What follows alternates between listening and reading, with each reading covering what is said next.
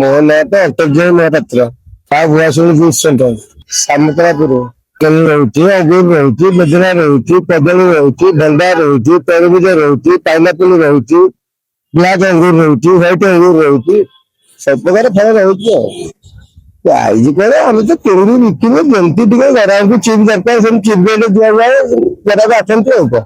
କିନ୍ତୁ କିଣାକୁ ବିକ୍ରି ରେଟ୍ ଆଜି ଯଦି କିଣା ହେଲା ତରକାରୀ ଆମେ ଟଙ୍କା 10 ପଇସା ବିକିବା, ଅଛନ୍ତି ଲୋକେ ଆମେ 10 ପଇସା ଲାଭ ନେଉଛେ, ଲୋକ 30 ପଇସା ଲାଭ ନେଇପାରନ୍ତି, 20 ପଇସା ଲାଭ ନେଇପାରନ୍ତି। ଆପଣ କେତେ ପଇସା ନେଉଛନ୍ତି? ଆମେ 10 ପଇସା ହେଇଗଲେ ହେଇଗଲା।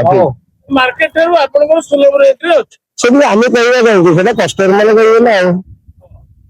ଆପଣଙ୍କର ଏବେ ଏବେକା ରେଟରେ ଆମ୍ବର କଣ ଚାହିଦା? ଏବେ ଆମ୍ବ 60 ଟଙ୍କା, 50 ଟଙ୍କା, 70 ଟଙ୍କା, 100 ଟଙ୍କା ପର୍ଯ୍ୟନ୍ତ କିଲୋ ବି ଅଛି।